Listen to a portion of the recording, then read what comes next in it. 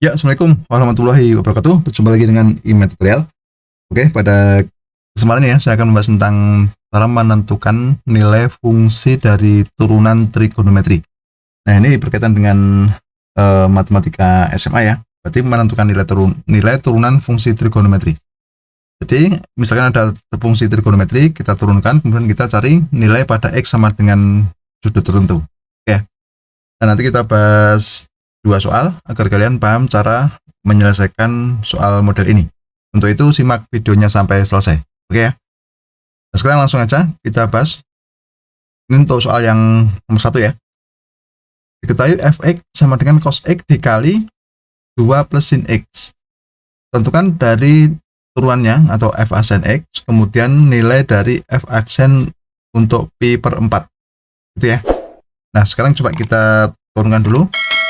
Ingat di sini ada perkalian perkalian fungsi UV ya. Anggap saja ini bentuknya adalah cos X dikali 2 plus sin X. Maka ini modelnya bentuk fungsi Y sama dengan UV. Nah, berarti kalau kita cari turunannya, maka Y aksen sama dengan apa? U aksen V ditambah UV aksen. Gitu ya. Oke, sekarang di sini kita misalkan dulu ya. U sama dengan cos X dan V-nya sama dengan 2 plus sin X. Nah, maka untuk U aksen itu sama dengan minus sin X gitu ya. Sementara V aksennya sama dengan apa? Cos X. Oh ya. Berarti turunan dari V ini adalah cos X. Nah, sekarang kita tinggal masukkan ke rumus aja ya. Nah, di sini U-nya sama dengan cos X, V-nya sama dengan 2 plus sin X. Berarti kalau di sini menggunakan Y aksen sama dengan U aksen V ditambah UV aksen, berarti untuk yang pertama ini U aksen V. Berarti U aksennya adalah minus sin X, V-nya adalah apa? 2 plus sin X. Ditambah UV aksen. U-nya sama dengan cos X, gitu kan? V aksen sama dengan cos X. Nah, sekarang kita kalikan satu persatu ya. Di sini minus sin X dikali 2, itu kan minus 2 sin X, gitu kan? Minus sin X dikali sin X, itu sama dengan minus sin kuadrat X. Nah, untuk cos X dikalikan cos X sama dengan cos kuadrat X. Nah, perhatikan di sini bisa kita sederhanakan. Ingat rumus cos kuadrat X dikurangi sin kuadrat X ini ya. Itu bisa diringkas menjadi cos 2X. Sehingga menjadi minus 2 sin X ditambah cos 2X. Nah, ini adalah turunannya. Oke ya, kita sudah menemukan turunannya adalah f aksen X sama dengan minus 2 sin X ditambah cos 2X.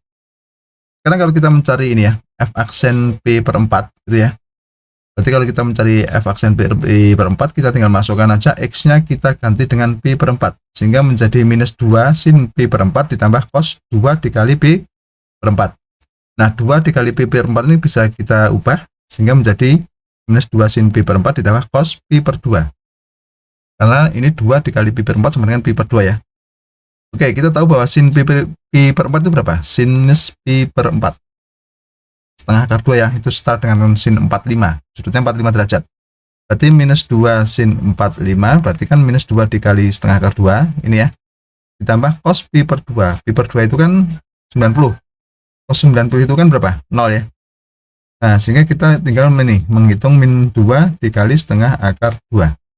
Atau kita tulis berapa? Minus akar 2. Nah, jadi hasil untuk minus Pi per 4 itu apa? F aksen Pi per 4 itu adalah minus akar 2. Oke ya, paham ya? Oke, sekarang agar kalian paham untuk soal nomor 2 ya. Ini diketahui diketahui fx sama dengan cos x plus 2 dibagi sin x. Nah, tentukan turunannya atau f aksen x dan f aksen untuk Pi per 6. Oke, caranya sama. Di sini modelnya adalah bentuk fx-nya itu u per v ya. Jadi atau kita punya y sama dengan u per v, maka turunannya itu adalah y aksen sama dengan apa? U aksen v dikurangi uv aksen kita bagi dengan v kuadrat. Oke, sekarang kita misalkan dulu u-nya itu sama dengan cos x plus 2, sementara v-nya sin x. Nah, kalau kita punya u sama dengan cos x plus 2, berarti kan u aksennya kan sama dengan minus sin x. Sementara di sini v aksennya sama dengan cos x. Gitu ya. Nah, sekarang kita tinggal masukkan ke rumus f aksen x itu sama dengan U aksen V, U aksen tadi berapa? Cos X. Nah, U aksennya minus sin X dikalikan sin X, gitu ya, U aksen V, dikurangi U V aksen. U-nya sama dengan cos X plus 2, itu kan, V aksennya cos X. Kita bagi dengan V kuadrat, berarti kita bagi dengan sin kuadrat. Oke ya. Nah, sekarang kita sederhanakan. Ini minus sin X dikali sin X kan minus sin X kuadrat. Ini kemudian dikurangi, hati-hati di sini minus ya, cos X dikali cos X, berarti kan cos kuadrat X, paham ya? Di sini 2 dikali cos X berarti minus ya, di sini ada tanda minus, berarti minus 2 cos X. Nah, di sini perhatikan, kalau kita ubah ini ya, minus sin N kuadrat dikurangi cos kuadrat X itu kan menjadi minus dalam kurung ya, sin kuadrat X ditambah cos kuadrat X. Itu setara dengan 1 ya, sehingga kita tulis minus 1 dikurangi 2 cos X kita bagi dengan sin kuadrat X. Nah, ini adalah hasil turunannya. Oke ya.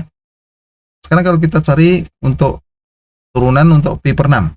Nah, berarti f aksen pi per 6 kita tinggal masukkan aja minus 1 dikurangi 2 cos, ini x-nya kita ganti pi per 6. Ya. Ini yang penyebutnya sin kuadrat pi per 6. Pi per 6 itu kan setara dengan 30 derajat. Nah, berarti ini kalau kita hitung cos 30 derajat, gitu ya. Ini sinus kuadrat 30 derajat. Cos 30 itu berapa?